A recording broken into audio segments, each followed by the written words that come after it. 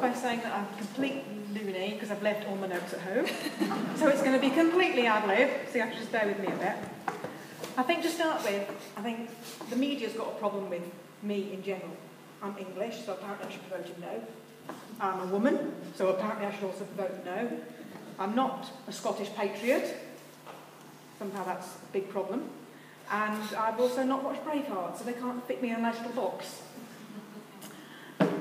Having spoken to friends I've got across the world, mostly in Australia, in Canada, America, France, Germany, they can't understand why we need to sell the normalcy of independence to the people of Scotland.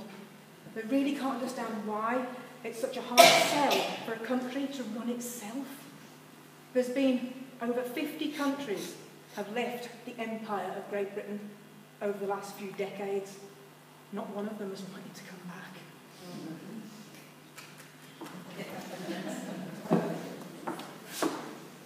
I think I've always been a supporter of independence. Having watched the media spin over the last 2 years, I think all it's done is embolden me to be even stronger for a yes vote. How many here have ever told their child, you'll never ever pass that exam? How many people here have told their best friend, you're rubbish at your job, there's no way you can do that? How many people have told their child they're just too small and they don't want to grow up, so they might as well stay with their parents forever? We'll look after you. Hopefully, not one of you. But that's what we're getting from Westminster. That's what we're getting from the media 24 hours a day. We're constantly being told we're too small, we're too weak, and we're too stupid. What kind of relationship is that? What kind of big brother, what kind of friend tells the other one, you're not good enough, so we'll do it for you? That is not an equal partnership. That's not a union of partnerships. That's a big brother bullying the smaller one. Simple as that. When it comes to any kind of equality in the Union, as far back as 1921, way before this precious volatile oil was discovered, Scotland has subsidised the rest of the UK. I've got figures here and they're on my phone, you have to excuse me.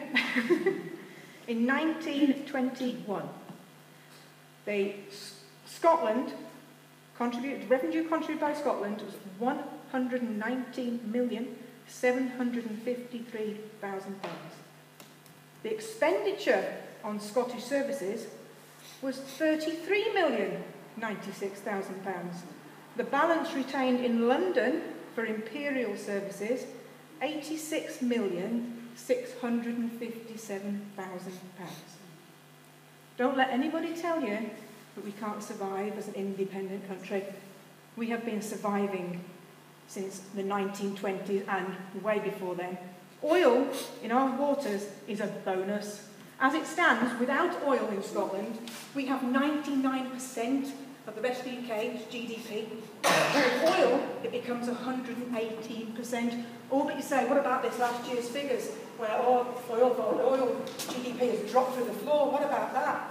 What they don't tell you in the media is that because of the huge investments, and how many oil companies are going to invest in something to get no return? The huge investment in oil, not just in the North Sea, also on the west coast of Shetland, huge investment has caused a drop in oil revenue purely to expand the life of the oil. That is the only reason. And I wonder who put the taxes up. Who was it that put the taxes up on the oil? I think you'll find it was Osborne, yeah. Not that I'm saying it was manufactured or anything to make the last year's figures look bad. Wouldn't ever dare say that. But that is the only reason. That is the first year there's been a dramatic drop in oil revenue. Never in the previous 32 years of Scottish revenue has the oil ever dropped below 15% GDP. And you'll go, oh my God, we can't possibly have 15% of our GDP dictated by oil. Yes, we can. Norway's GDP for oil is over 25%. And every single Norwegian at the moment is a Norwegian krona millionaire. That's because that country set up an oil fund to to protect its citizens from this horrible volatile oil in case there was a dip in the revenue of the country. What did Westminster do since oil was discovered in the North Sea? What did they do? Did they create a nice big oil fund for us so we wouldn't have the bedroom tax? We wouldn't have to have people thrown off disability that are blind, disabled, can't even crawl up the stairs to go to AMTOS assessments.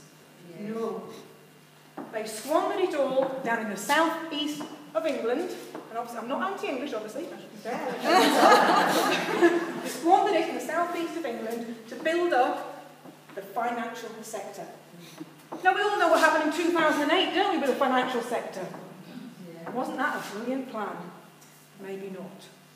Now we've got Gordon Brown coming up to tell us that apparently all our pensions are now at risk. Yeah. Oh my goodness.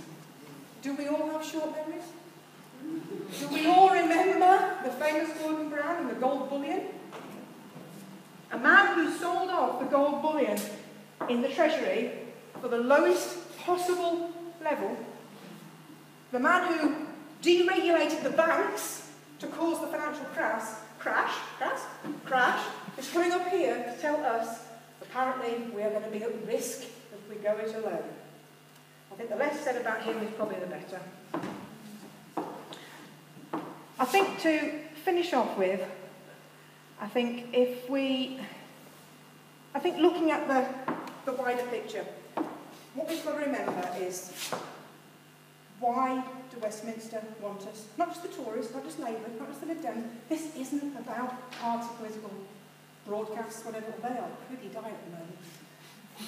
It's not about voting for a party. That's easy, I think. Voting for a party is easy. You pick the policies and you vote for them.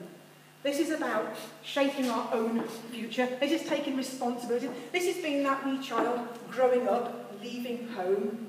We don't need the big brother. We don't need subsidising. We don't need someone else to tell us how to run our own country. Scotland was an independent nation 300 years ago. Today, let's be that again. Let's rise up, let's grow up, let's take this independence